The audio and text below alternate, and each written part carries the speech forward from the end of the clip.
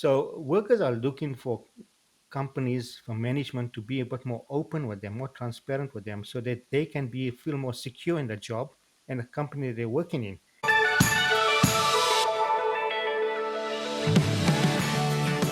Hello, and you're with Aveline Clark on the Six Star Business Podcast, where we have conversations about what it takes to be six star as a six-star leader in a six-star business in a six-star world.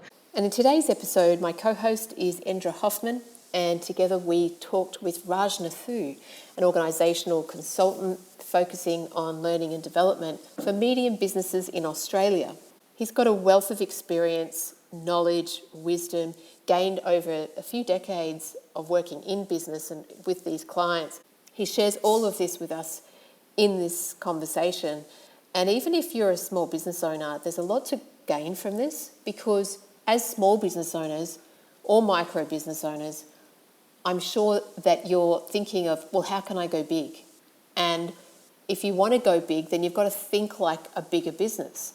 So take on board what Raj is talking about and start adopting that in the way that you're growing your business now. He's a beautiful man, amazing insights, and I really hope you enjoy this episode with Raj Nathoo.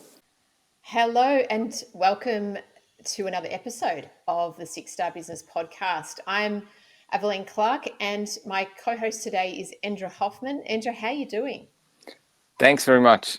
I'm feeling excited. Fabulous. I am too. And our guest hails not far from you, I believe, Endra. We've got Raj Nathoo. How are you doing, Raj? I'm doing very well. Thanks, Evelyn, and hi, Andra. It's so good to have you. I've been very looking forward to this. So thank you for joining us. And we always like to get started by asking our guests a few questions just to get to know them. So could you share with our listeners where you are in the world, who you serve, how you serve them, and then something that you like to do when you're not busy serving people? Oh, that's a loaded question. I know. Yes, I'm based in Sydney, not in a northwest part of Sydney, um, right on the border between the hills and a little bit and the Blacktown area. So quite a lovely part of the city because it's convenient to all the freeways and convenient to all the public transport. So beautiful part of the city, at least. Love it here. What do I do and who do I service? So I work with medium-sized businesses, those that have a headcount of between 50 to 200 odd people, and we work with helping them develop the skills within the organization. We develop a learning framework for their employees so that employees have a career progression plan that we can implement within the organization. We also identify any skill gaps and people gaps that the organization might have, and we try and close those gaps by either implementing contextualized training programs that are specific to that organization. So it's really bespoke programs for them, and maybe even source uh, um, specialist people that they might be looking for wherever there is a people gap within the organization. Um, what do I do with my spare time? Something I learned from my mom and dad when they retired, and that was that they did not plan for the retirement. And so when they retired, one day they were working and boom, the next day they suddenly retired. And now what do we do with all the spare time? Because they were lifetime entrepreneurs and they spent their entire life just running their businesses. And I taught my dad at the age of, I think he was about 70 when he retired. I taught him how to use a computer and the internet. And it was fun seeing a person typing with two big fingers banging away on this keyboard. And then my son was only about 6, 7 years old at the time, and the two of them fighting for the same computer every day. And I told myself at that time already that I need to make sure that I start planning for my retirement while I'm still working so that I am ready for that. And so I've already started dabbling with a little bit of hobbies. So in my spare time, I do some oil painting now. And that's one thing I've started. And the other thing that I have on my mind is model train building. So I haven't started with that yet. I'm doing one at a time. That's interesting. So you're creative then? I love the creative side of myself, and that's why I enjoy using even tools like Canva and things like that when I'm designing. And another thing that I started dabbling with lately is learning to use Photoshop. My son's really good at Photoshop, and he always teases me about designing stuff in Canva. He says those are for lame designers, He says those are for lazy designers. So he says try the real stuff. So I'm dabbling with Photoshop as well now. It's great. I love it. And being creative and going in and playing and allowing that other side of the brain to have open up and have fun. It takes you into a very different state of being than Yeah, what you in typically when you're busy running a business. yeah, yeah. Although it is part of that too, because if you don't have creativity, if you don't have a creative mindset when running your business, uh, there's no continuous improvement happening. Mm, There's no new ideas flowing into your business. And I think the hallmark of every successful business today is continuous improvement mm, and the need for continuous learning within the organization. And that's what I'm so passionate about when I'm working with medium-sized businesses, because I've realized after 12 years in the learning and development field that medium-sized businesses have such an important role to play in this country. They're the big largest employer by far, but they don't spend enough money or hardly any money on developing their staff.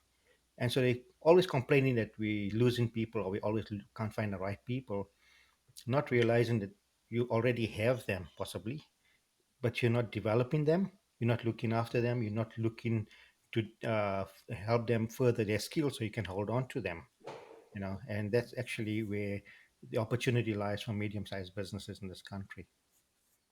So where do you see the biggest impacts of your your business or your help coming into businesses to Mhm. really have that training and development in place? That's a good question, Andre. So a lot of companies, when they're recruiting people, they base their recruitment on skills and knowledge that a person might have, a potential candidate might have. Whereas what they should be looking at firstly is a person's character and behavior traits, because skills and knowledge are something that you can train on the job.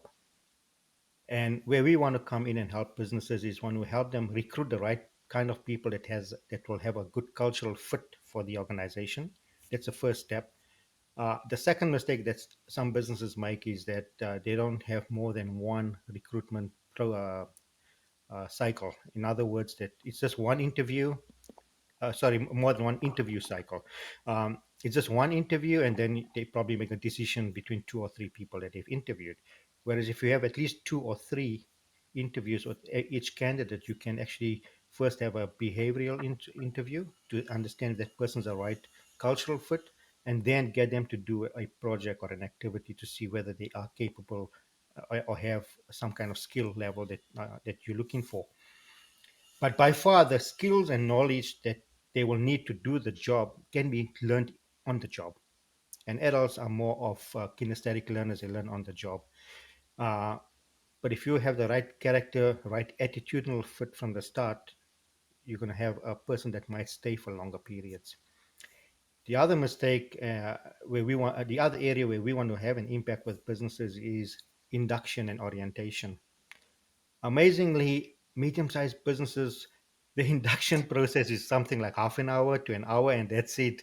You know, and it might be a firm-wide induction, and not a departmental induction, or vice versa.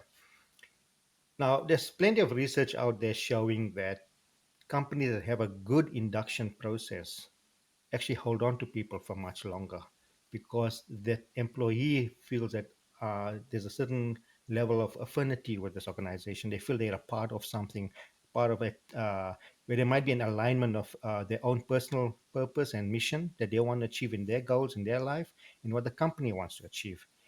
And that's where I like to come in and work with companies there, because I like to see that alignment between what a person wants to achieve in their personal life and whether that's in alignment with what the company is trying to achieve. Oh, just wanted to ask you, did you come up with a plan to at selection or how to interview people to be able to get the right people on the job? Have you, Yeah. because that's a niche in itself, right? Oh yeah, it is a niche in itself, and I learned this in two different ways, and it came from two different uh, angles actually. One of the first ones was when I became a motivational map practitioner. So the motivational map is a tool that I use quite extensively, and Evelyn, I think you quite I remember using that as well. Um, we use it in the recruitment phase because we want to identify what is motivating a person. Uh, and why are they looking for a job? Why do they want to join our organization in particular? Are they driven by just a paycheck, or are they driven by a career, an opportunity to share their knowledge and maybe even learn in the process as well? Or are they there because they've had many years of experience and they looking for a more of an executive mentoring kind of role where they can share their experiences and uplift everyone else within an organization. Those are some of the areas we try and look for.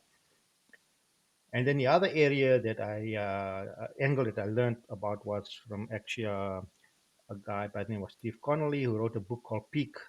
And it's probably one of my favorite books that I've read, where he actually uses Maslow's hierarchy of needs, which is partly related to the motivational map, and he built a hotel empire around the Maslow's hierarchy of needs. And his very first project, in fact, was when he bought a hotel that was literally run down and frequented by prostitutes and things like that in a very sleazy part of San Francisco. And he converted that into a six-star hotel. And from that model, he continued growing the chain to 52 hotels, which he eventually sold to, I think, the Hilton or the Hyatt Group, one of those two. But the whole idea was that hire people whose motivations align with the business owner's motivations. Hire people that come from the community with where the hotel is going to be located so that they can assimilate with the clients that are coming in. Design the hotel, the decor inside the hotel must be related to the community in which, the suburb in which that hotel is located. So no two hotels actually look the same. Some might have a Mexican or South American feel, and others might have a more of a North American feel, and things like depending on which city the hotel is located in. So no two hotels are the same, but it would take on the flair and the design and the ambience of the suburb within which it's located. Raj, amazing. I think we've never even considered coming to Six Star from the point of view of the prostitute. So what you started this from. Yeah. Yeah. so so what are you seeing as a Six Star approach from your point of view? Yeah. If I can ask the question, how does that look for you when you come and help businesses? I think I've come to a stage where working with few clients where I've come to realize that, look, uh, technology is no longer a differentiating factor. No, technology is no longer a competitive advantage in the business because anyone has got access to technology. You may not have access to the same one, you might have access to a different one, but ultimately it might give you the same end result. So there was a time when a lot of businesses used technology as a competitive advantage, but that's very quickly falling away now. And if businesses are still thinking that I've got access to software or I've got access to programmers or things like that that gives me a competitive edge, not going to happen anymore. You're going to have things like artificial intelligence that's going to be creeping into the workplace very quickly over the next few years. So many reports coming out that m- of jobs that are going to be disappearing and going to be replaced by AI soon. Like even call center jobs to some extent, even. So so if one company starts implementing it, competitors will also start implementing it in some way, shape, or form. But there are two things I think that are going to be hard for companies to really emulate from each other. Number one is the people, because you can have two competitors. You can have Woolies and Coles in the same FMCG sector, but the DNA of the people working in each organization is not the same. And so each one of them will have their own competitive advantage in their own way, depending on how they train their staff, what kind of culture they create within the organization, all those kind of things. So people is the one factor that's always going to be a differentiator. And the second one is knowledge. If you have an organization where there's an open sharing of knowledge, where there's a willingness to collaborate, where the willingness to work with one another, that in itself will give you a massive competitive advantage compared to companies where they may not have that culture. When I always like to go back to the very simple old uh, yellow post-it notes. And we all know how, or some of us know the story of the yellow post-it notes that was invented by 3M.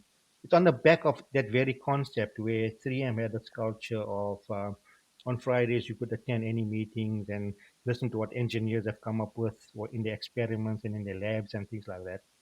And through that process, one guy found that in one meeting that there was a lot of yellow paper going to waste because of clients' needs, and it created a lot of offcuts. And then in another meeting, he met a scientist who invented a glue that he couldn't find a use for. And so this guy took the two together and he came up with the yellow post-it note, which gave 3M, I think, about a 25-year advantage in the market because they patented the glue. So they made truckloads of money just because of a simple thing that was invented by accident. So things like that. So I think that knowledge sharing and people are the massive advantage within the organization. Competitive advantage, that is. So thank you for that, Raj. And it's interesting that you said the way you said the answer around the people is the first time I've heard it explained in that way on the podcast. And Okay. I was in a conversation recently where someone was saying something similar in that it's the people in the organization. He was talking about it also, probably from a medium to large size organization, that Hmm. they are the most important factor of Six Star. And um, I'm wondering if you can talk a little bit more about that. So, in other words, you've got competitive advantage. Hmm. And if we're comparing Six Star to what Five Star is, so you think about what a five-star organization is that you might have worked with Yeah. or known of or read about. So, what makes that organization Six Star? What is that little gap? How do you go from having people and then the knowledge sharing Mhm. and then taking it to another level? Okay. Um, I'm gonna actually explain that or answer that using an actual example, if that'll make a difference. And this is again another favorite stories that I use when I'm doing coaching or training with companies as well. And there's a hotel in India called the Lemon Tree Hotel, if you've heard of it. And so the Lemon Tree Hotel, the management were in constant battle of holding on to staff because it was very easy for hotels to just poach people from one and from each other, and just by simply offering them a few hundred rupees or 1,000 rupees more in salary, and literally people would be leaving, quitting their jobs and moving to a competitor's hotel. And that goes back to a bit to what I was alluding to earlier in terms of Maslow, that when you using a tool like Maslow's hierarchy of needs or a motivational map, when you're recruiting people, and if a person's profile comes up where they're still trying to fulfill their basic needs at the very bottom of Maslow's pyramid, then they're constantly on the lookout for changing jobs because uh, the pay that they're receiving at your place of employment is not still meeting their basic needs. They still maybe want to save a bit of money, or they still not, or the rent is going up like right now. If you look around the country, house rents are going up, or mortgage payments are going to go up. So their basic needs are always going to be going higher and higher. So anyway, the Lemon Tree Hotel had this struggle as well of holding on to staff. And then management decided that we're going to change our policy and look to hire from a wider pool of people when we're recruiting people. And so they started hiring people that had disabilities in a hotel, physical disabilities, mental disabilities. Right? A person could have hearing challenges. They would hire them. Speech and hearing challenges. They would hire them. They would hire people that were walking around with walking aids, with crutches and things like that. Right? And the hotel came up with this policy that those people would be paid exactly the same wages as what people without any disabilities are being paid. And then everyone in the hotel had to go and learn how to communicate with people that have speech and hearing impairments.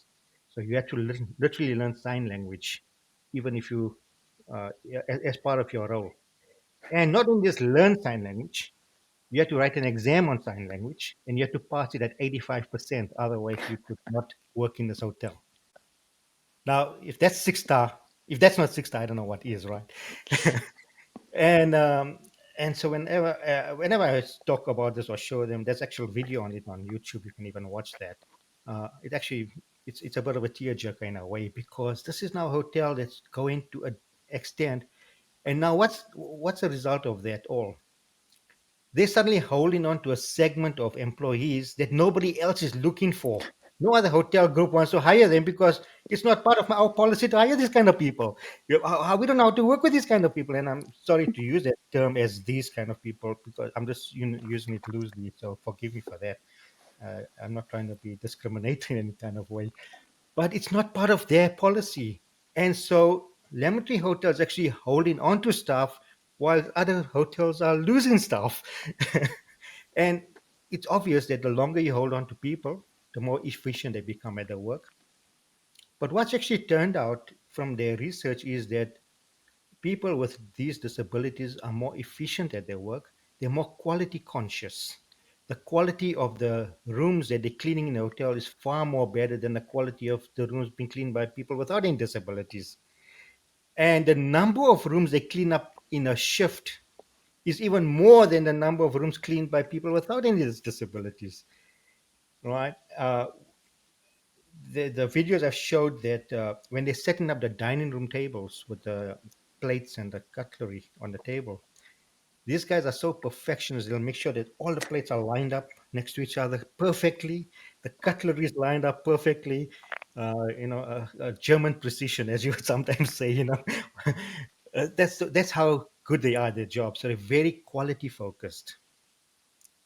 Now, imagine you as a guest going to live at that kind of hotel. You'll be scared to move anything around because everything's so perfectly placed. Hope that answers your question, Evelyn. So yeah, I actually was imagining myself at the hotel, and I was imagining what the culture Yeah, felt like with yeah, those employees. yeah, That feels to me like a very unified, connected family. yeah. Does right. Mm, And that kind of thing only happens when that culture is set from the very top, when management dictates it. Okay, this is what we believe in, and this is what mm, we're going to be doing. And in the beginning, yes, we might be a bit of a struggle, we might be a bit of an upheaval, we might even lose some customers, who knows, right? But if our long-term mission is to achieve this kind of goal, we got to give it time to play out and to happen, and then make sure that we put in the resources behind it. We can't. It does not just happen by magic. It doesn't just fall from the sky. Things have to happen, and someone has to have a firm hand and take this project on board and say, "This is my responsibility. This is my baby, and I'm going to make it grow." mm. Yeah, Do you think that uh, having what's the question? You said that that kind of culture only comes from the top. So, in other words, a six-star mhm, organization comes from the top. So, yeah, that does the top, whoever that includes, CEO, MD, board, yeah, executives, whoever they are, do they need to have a certain internal drive, values, mission? Do they need to be purposeful? What do they need as an yeah. individual to make their organization this way? for that kind of okay, where I said that kind of culture comes from the top, because that's a very drastic step to take for a hotel. And so I would say for that kind of decision, it has to come from the top. But there are instances, and I can give you another case study as well, of a company where the culture actually flows from the bottom, and the employees determine the culture of the company. But just to go back and answer that question, what you said, what qualities would the directors need? Um, I think firstly, high levels of emotional intelligence, high levels of empathy. That would be a requirement for them to feel that, because it's one thing to say that, okay, we're going to look for people from a wider pool, look for employees from a wider network, and then realize, okay, the wider network is this untapped segment that we have not looked at. But then to say, well, let's try it. You can't just say, okay, at an impulse. You can't just be impulsive and say, well, we don't have any choice. Let's just do it. No, you can't. You got to give it a lot of thought, and you got to have that emotional intelligence and empathy within your team, within not just one director, but the whole board of directors, to say that we're going to actually take this step. Perhaps, I don't know. Perhaps a couple of directors may actually have people in their personal family or something like that that are uh, have certain level kind of disability, and because of that, they're using that as a driver. Possible, you know. Uh, but culture can flow from the bottom up as well. And one of the favorite companies I always never stop talking about is called Zappos. And Zappos is, an American online shoe retailer. They're one of the biggest online shoe retailers in the world. They're now owned by Amazon. But the founder at that time, Tony Hsieh, who sadly passed away a few years ago, um, he started this company with a concept that employees will determine the culture of the company, but the company exists by a 10 points or credo that everybody's got to understand and live by. And number one on that list is that we want to have fun while we're doing our work. And again, if you go to YouTube and you just YouTube Zappos, you'll find the amount of videos on Zappos is just amazing. And the company culture. Uh, do you know that you can go to Las Vegas and go on as a tourist and go on a tour to Zappos head office and see how they actually work? Yeah, I've heard about Zappos. I probably certainly don't know as much as you, but I think I heard that people just their turnover is almost zero, and Yeah. people were just Oh, yeah. really trying to work there. Like Yeah. the list is long. If anybody loves reading, then Tony Hsieh's book, it's called Delivering Happiness. Mm. Amazing book. Probably one of my favorite books that I've read in recent years. Where this guy has just taken management from a totally different level and said, let's try this out. And when they launched Zappos was based in San Francisco, and I suppose at the time they were hiring a lot of university students in the call center because of where they based in San Francisco, and then they grew beyond their own expectations, and they decided we're going to have to recruit people. And again, staying on the topic of people, we're going to have to recruit people that are going to stay on in our employment, because university students, once they become doctors and lawyers, they obviously going to leave. And so they said the only way we can do that is if we relocate the call center. And so questions came about do we outsource to India or Philippines? And they said, no, we're an American company. We want to stay in America. And they went and looked at a few cities, eventually moving to Las Vegas. And if you read in his book, he actually mentions a story about having to tell the staff that we're going to be relocating to Las Vegas, and we're going to make you guys all redundant. And I think I might be wrong, but I think about 70 employees uprooted their families and moved with the company to Las Vegas. Mm.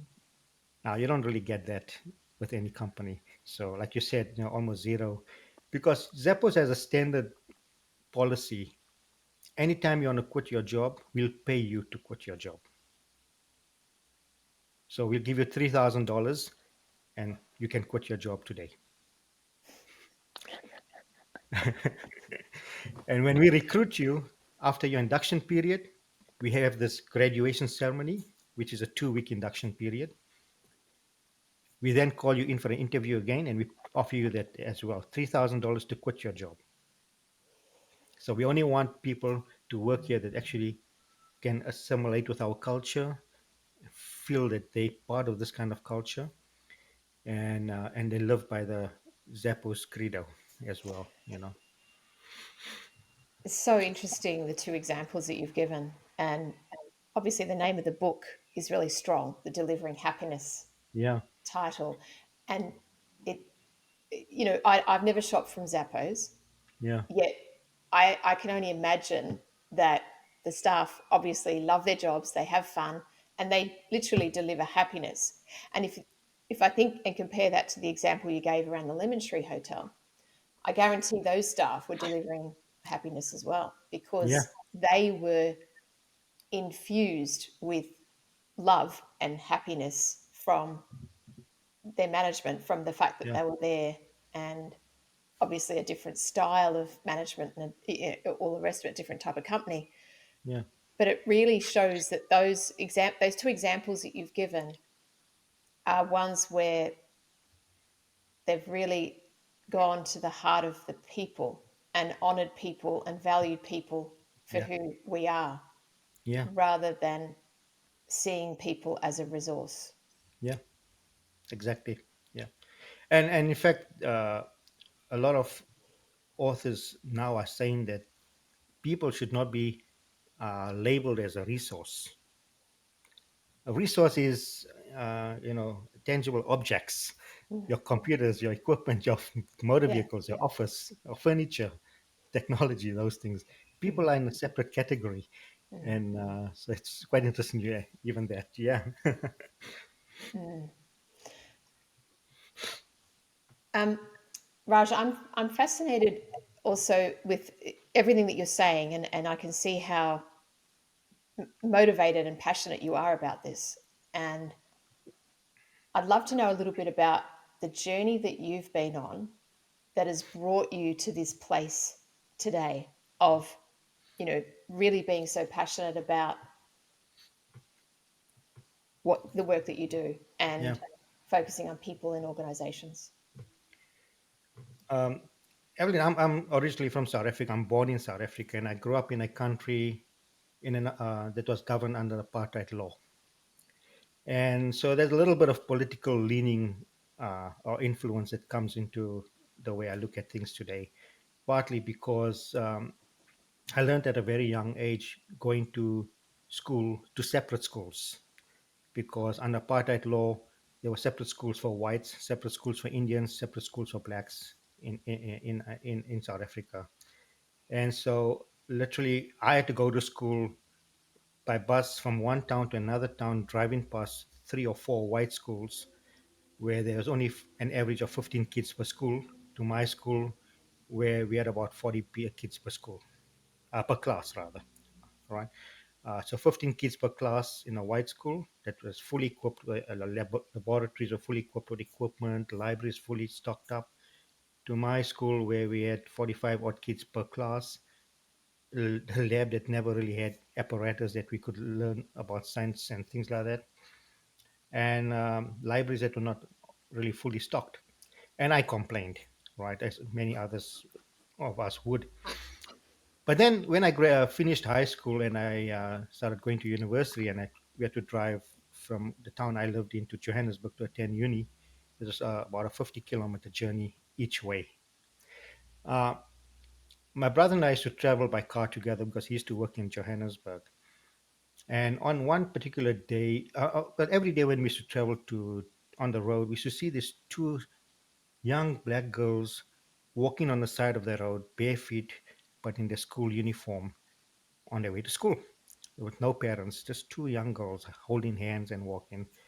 And so, because we traveled in a group just to save on petrol transport costs, we always were five in a car. But on one particular day, it was just him and I.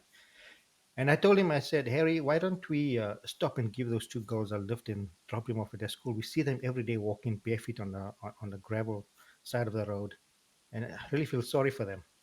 He said, that's a good idea. And he stopped and he pulled over. And obviously, in this day and age, that would probably be regarded as kidnapping or abduction or something like that. But this is going back to the 1980s. And we told those girls, let's take you to school. And you could just see the frightened look on their face. Firstly, because there's two strangers. Secondly, I don't even know if they ever sat in a car in their life before, So anyway, we took them to the school and they showed us how to go to school. And they took us through this plantation to the farmlands, deep into the farm. And we ended up at this place where there was this one room and a teacher, and she had all these 40 or 50 odd kids there. And the bigger kids were sitting for class under a tree, and the smaller kids would sit in that little room and they'd learn together. And that was the school. And it was then and there that I realized, you know what, if I could ever make a difference in this world, it would be through education. Because I think education is the key to a lot of the world's problems. If you look at, I don't want to politicize this too much, but if you look at even the shootings in the USA and things like that, and the ignorance of people, uh, all these kind of things, if you feel that people are just more educated and can make decisions on their own rather than influence, we might have a much more better world than what we're living in right now. And so wherever I can, I want to always engage with people from that perspective. So that, I suppose, at the heart of it, it's a passion for education. So at a personal level, I'm always reading or studying or doing something to advance my own knowledge and understanding. And I like to look at things from different angles as well, because I'm not saying I'm right. I like to listen to the other side of the argument as well. Raj, amazing stories you have. I was just wondering, are you going to share them with Australia, or are you going to promote yourself with a book, or are you going to inspire businesses in a wide scale? Because we need this. The Yeah, world needs these wonderful examples to be shared and considered and thought upon. yeah. Tell me your plans. I've always thought of writing a book, but never got down to it. And I think uh, what I've been through from an apartheid perspective is really not as dramatic as what you would interpret it to be, because you haven't been in that kind of situation. But the real stories are from people there, black people in particular, that suffered even much more than us. The day I went and graduated at university, there were two blind black men, graduating in a law degree. And do you know how they earned their income? Selling newspapers at the corner of the street. You know what I mean? So there's much more interesting stories than what I've got to say, and those are the real stories that need to come out, you know, because that's what the world needs to learn about. That there's so many companies I work with here in this country where uh, government provides free, vet-free funding for them to study, to learn a diploma, get a diploma or a certification or things like that. And I struggle sometimes, because I work with many of these, and I struggle sometimes to get people to complete their courses for which they're paying absolutely nothing, because it's all tax-free and funded by the government. And then I look back to those countries in Africa and other parts of the world where there's a real hunger and desire to learn, and no opportunity is given to them. And I said, what a wasteful nation we are in so many ways. So I'm very moved by this. And it's funny, I was about to ask you, how do you see Australia? And you just said we are a very wasteful nation. So you answered my question telepathically. Um, what do you see as the biggest problems in Australia, medium-sized Mhm, organisations? If they're the largest, you said they employ the most people in Australia. So mhm. what are the things that are, I guess, yeah, problematic or issues or holding us back as a nation um, from being better, being who we can be? Um, actually a good question and a hard question, and I really may not even have a conclusive answer for that as well or at all. But I would say that medium-sized businesses, many of them are family-owned or maybe even not family-owned, but they don't have a longer-term vision in view. Yes, they're the biggest employer in the country, but they're very operational in their thinking and not strategic in their thinking, and that's where they need to be focused on. If you want to hold on to good people, you need to get people involved in being part of that longer term vision setting for your company and planning for your company. Uh, Many companies are just planning out for the next year or next half year or 18 months or 2 years or something like that. Whereas we can be much more better than that. Uh, One challenge we have in this country is we're a small country, 23, 24 million people. And compared to other countries like USA or even South Africa for that matter, which is a smaller economy, but South Africa has got nations that are bordering the country, and so they can expand across the border. We're a massive island, but that doesn't mean that we only can do business within ourselves. We can do business across uh, the world as well, but because of internet and technology. So, how many businesses are actually considering that? So that's the other thing I would say to many businesses. So what is the next step, Raj? Then where would Australia should look at?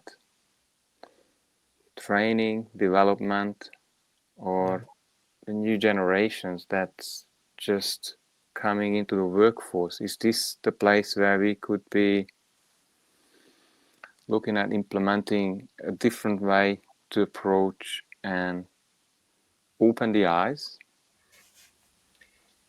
Well, I think if you look at just the elections that have taken place now, yeah, there's a huge move towards more sustainability and green energy and all this kind of things. So that's obviously one massive area of growth for businesses and for companies to use within their businesses. Sadly, when you look at things like, say, the motor manufacturing industry that was shut down a few years ago, and we lost all those good workers, whereas we could have maybe considered shifting into more energy efficient cars, electrical cars, or things like that, and provided incentives for those companies to change their production the way Obama did in the USA with Chevrolet and Ford. We could have easily done something like that here and still hold on to all those good workers. The the biggest challenge that businesses have is that if you look at the Great Resignation as an example right now, employees resigning and walking out. So there are two things that are happening when you're working in a company. Every employee will learn how to do their work by following policies and procedures and being shown how to do the work, right? And that's what we call explicit knowledge. But the longer a person works within the organization, he or she learns a better way, a more efficient way of doing their work, and that's called tacit knowledge. But that tacit knowledge is not recorded anywhere within the organization's policies and procedures or training manuals or things like that. So the moment a person leaves your company and moves to a competitor, decides to open their own business, is what's happening at the moment, all that tacit knowledge walks out the door with them. And you suddenly realize the next day, how did John do that so efficiently when he was here, and why it's taking you guys so long to do it, or something like that, And only not only to realize that, well, he figured out very quickly to do things to make 2 plus 2 to equal 5, and the rest of us are making 2 plus 2 to equal 4, and so that's why he could work so efficiently. So those are the things that businesses need to be looking out for. How do we hold on to people and make sure that there's a sharing and collaborative culture within the organization, and there's an openness and transparency from management as well. So workers are looking for companies, for management to be a bit more open with them, more transparent with them, so that they can feel more secure in the job and the company they're working in, and instead of having to constantly be looking to move or change jobs or even start their own business eventually, I suppose. Not to say that you shouldn't, but really entrepreneurship is not for everybody.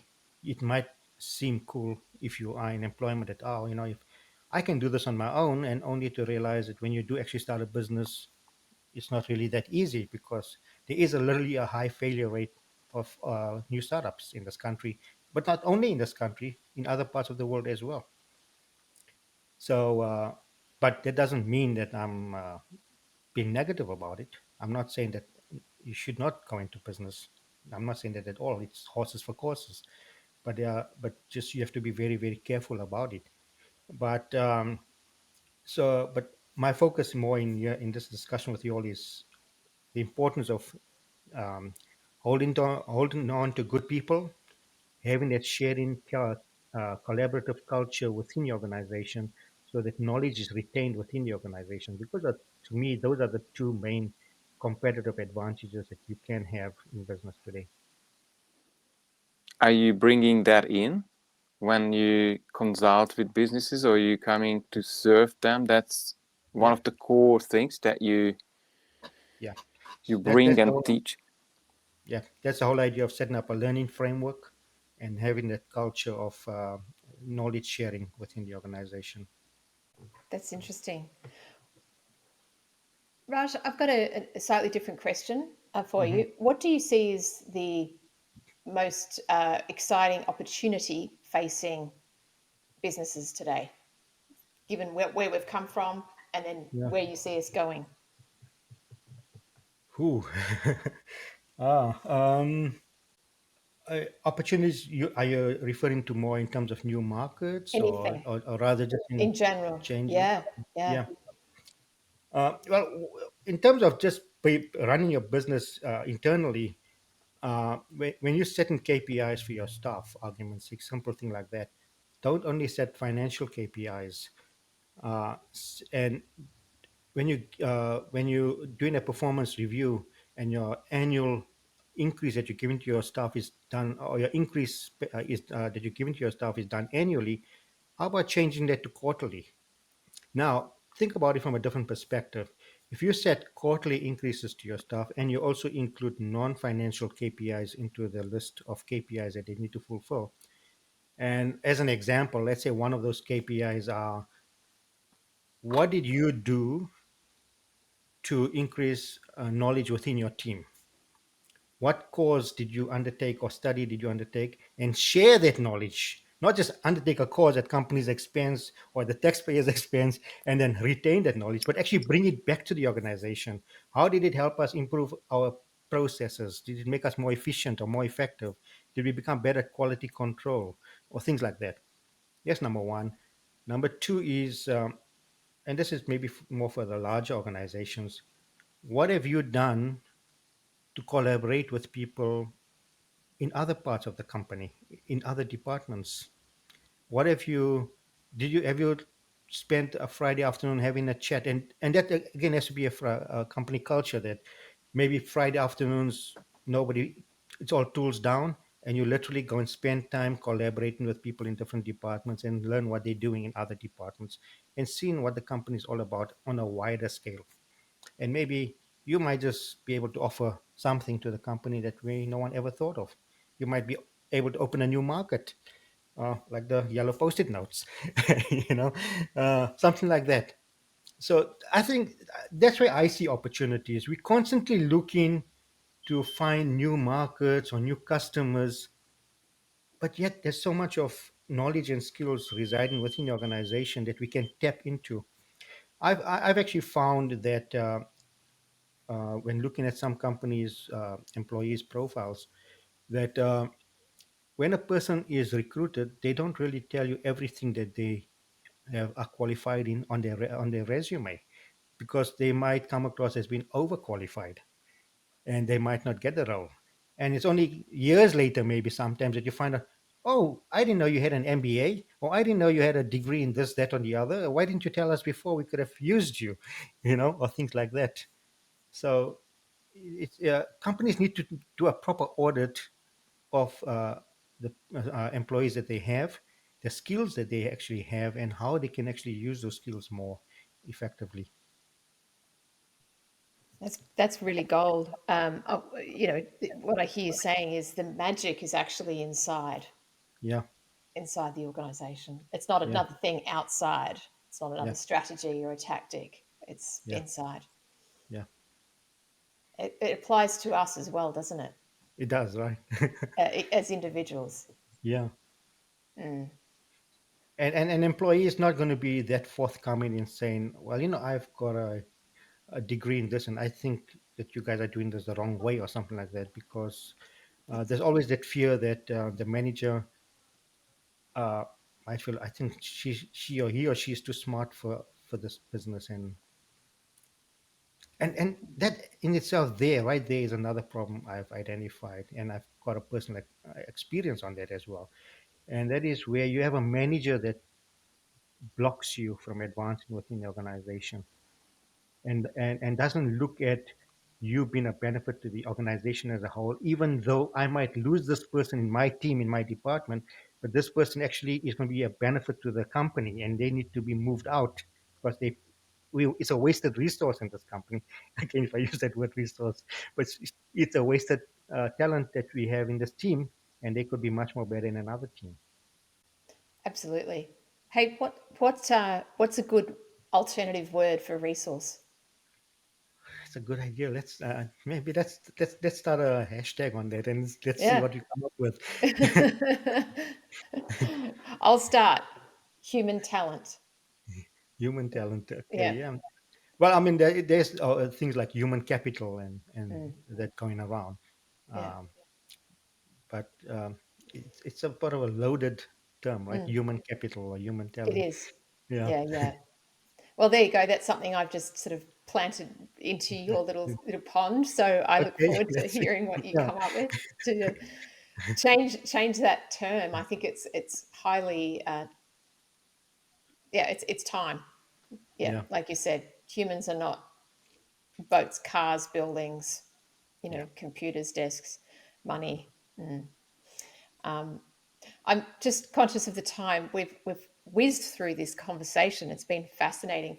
Um, Endra, have you got any kind of comments or thoughts or any final questions for Raj? Absolutely. I was wondering if you come across many examples where managers are holding back employees from Hmm. taking those next steps and really step into probably another position in the organization that could really add value. And if you do come across, and at times it's to do with the ego of the manager or uh, or lack of awareness, then Hmm. how do you address this, and how are you bringing it to an amazing outcome so everyone is Yeah. happy and the organization is flourishing? Yeah. This is where a lot of emotional intelligence training is important, and emotional intelligence is today regarded as one of the best predictors of career success. There's so many case studies that are starting to prove that, even though it's such a new science yet, uh, but it's embraced by so many large corporates around the world, and managers are sometimes not the best, or rather, some companies don't choose the right managers for the right reasons. They might choose a manager simply because they're working there the longest, or they might have the most experience, but they don't necessarily are good at managing people. And these are the kind of things we need to highlight to companies. And so, coaching or training like emotional intelligence is really an important thing to do today for a lot of companies. Um, my wife has been at the end of that kind of experience in the company where she works, where a manager held her back for so many years, uh, uh, and her manager was promoting younger people simply because they shared common after work activities like going to pubs and things like that. um, and so obviously my wife was at a point of either quitting the company, even though she literally enjoyed working at this company, having worked there so long. And when the manager was made redundant because senior management started seeing these things, the new manager saw this immediately within the first week and asked her, "What are you still doing here after so many years?" And she took active steps to promote her and actually move her out of the team into another department. And now she's doing work that is really challenging her. It stresses the hell out of her many times, but she actually feels enjoy, happiness doing it, especially when she solves problems. Because literally speaking, the first thing on anyone's job description, doesn't matter what role you have in a company, is problem solving. But if you're solving the same kind of problems every day, it eventually becomes boring, because you're just answering customers' queries, and eventually you start doing this blindfolded or with one hand tied behind your back. There's no real challenge. We want to be challenged, and she's been challenged right now, and so I give her coaching as well at the personal level from that perspective. But she loves doing what she's doing now. Raj, have you got any final tidbits or like a gold nugget? It could be a little piece of your journey, or one of these little amazing things that you want to leave our listeners with. Oh, I think there's quite a few that I gave already today, I in know. terms of in knowledge and the KPIs and all that. But I would say tell people that, what, take an interest in people. Just take an interest in the people that's working with you, under you, or next to you. Understand who they are, uh, at a personal level, and where they're coming from, their journey, and see how it aligns to the journey or the culture in your team, and what you want to achieve as a departmental or divisional manager, and even what the organization wants to achieve at a broader level. I think, Evelyn, you and I have one thing in common, and that is purpose, right? We're always searching for purpose, and we've have had so many discussions about that. Uh, and I would say that's exactly the same thing what managers should be doing. That do I have people that who have an alignment of their purpose, what they want to achieve in their personal life, and what I want to achieve as a manager in my department, and what the organization is trying to achieve, in the direction that the organization is taking as well. Those are really important, because if you really want to hold on to people, that's what really people are asking. Yeah, we want your flexibility to work from home, we want opportunity to upskill, all those kind of things, but I'm not just a number, I'm a name, and take an interest in me as well. What a beautiful way to finish the conversation. It's been an absolute joy, Raj, having you Uh, here today. We could have kept talking. I can see like another 10 conversations with you because of the wealth of your knowledge and your experience and what you're interested in. So I just want to thank you so much for sharing all of what you have today with us. And Thanks, Evelyn. Yeah. thanks, Indra, for being here. And yeah, I hope you enjoyed it too. Amazing, Raj. I loved your stories, and there's a lot of things that you should be sharing with us, and on a wider scale to Yeah. teach. Yeah. I agree. So thank you both. Have a wonderful day, and we'll speak soon. Thanks for the opportunity, Andre and Evelyn. Thanks, Looking forward Raj. to doing that again. Yep. Thanks.